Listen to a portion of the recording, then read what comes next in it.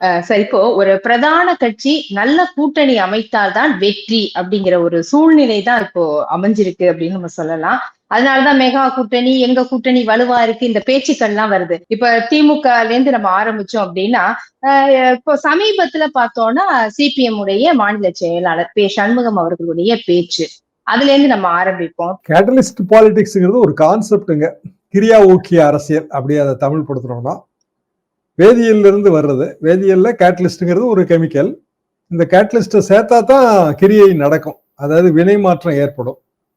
அதே மாதிரி அரசியல், பெரிய கட்சி அந்த கட்சியோட ஒரு சிறிய கட்சி சேரும்போது வாக்கு அரசியல்ல ஒரு வினை மாற்றம் ஏற்படுது, அதாவது வெற்றி ஏற்படுது. பெரிய கட்சிக்கு பயன், வினை மாற்றத்தால பயன். கேட்டலிஸ்டுக்கு எப்பவுமே பயன் கிடைக்காது. கெமிஸ்ட்ரிலையும் சரிதான், கேட்டலிஸ்டா தான் இருக்கும். அதனாலதான் அதை கிரியா ஊக்கின்னு சொல்றோம். அதே மாதிரி சிறிய கட்சிகளுக்கு பயன் கிடைக்கவில்லை என்பது அவரது கூற்று. ஒரு பெரிய பொலிட்டிக்கல் கான்செப்ட் நம்ம அரசியலுக்கு நேரடியாக எந்த அளவுக்கு பொருந்தும் தெரியல. பட் ஆனா அது டேர்ம் இருக்கு, கேட்டலிஸ்ட் பாலிடிக்ஸ்ங்கிற டேர்ம் இருக்கு. அப்ப என்ன விரும்புறாங்க அப்படின்னு நம்ம புரிஞ்சுக்கிடணும்னா, எல்லா கட்சிகளும் அதிகப்படியான சீட்டுகளை விரும்பும், அது இயற்கை தான். ஆனா 234 சீட்டு தான் நம்ம கிட்ட இருக்கு. யாரா இருந்தாலும் எனக்கு தெரிஞ்சு வரலாற்றிலேயே குறைச்சு கொடுத்தது பங்கீட்டுல 2001 ஜெயலலிதா அவர்கள் வைத்த பங்கீடு தான். 140 சீட்டு ரிட்டைலையோட சேர்த்தா 144 வச்சுக்கலாம். மற்ற எல்லாத்தையுமே அவங்க வந்து பார்ட்னர்ஸுக்கு விட்டு கொடுத்தாங்க, கூட்டணி கட்சிகளுக்கு. ஏன்னா அந்த இடத்துல அவங்களுக்கு ஒரு கம்பல்ஷன் இருந்தது. அவங்களே தேர்தலில் நிக்க முடியல, ஒரு வழக்குல தண்டனை, ஏராளமான வழக்குகள். அப்போ ஜெயலலிதாவே போட்டி போடாத நிலையில் அதிமுகவை ஆட்சி கட்டிலில் அமர்த்த வேண்டும்ங்கிற ஒரு கம்பல்ஷன் வரும்போது ஏராளமான தொகுதிகளை விட்டு கொடுத்தாரு.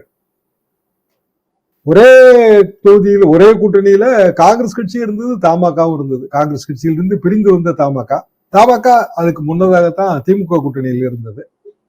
அவ்வளவு விட்டு கொடுக்கும்போது 140 சீட்ல நின்று எப்படி இவங்க 120 சீட் ஜெயிக்க முடியும்னு தான் நாங்கெல்லாம் நினைச்சோம். மெஜாரிட்டிலாம் கிடைக்காது. ஆனால் வந்து அதிமுக 130 பிளஸ் ஜெயிச்சுது. என்னன்னா அந்த கூட்டணி பலம் இதேதான். கேட்டலிஸ்ட் பாலிடிக்ஸ்ல இயல்பாக மற்ற கட்சிகளின் ஓட்டு வங்கி சேரும் போது வெற்றி கிடைச்சிருச்சு.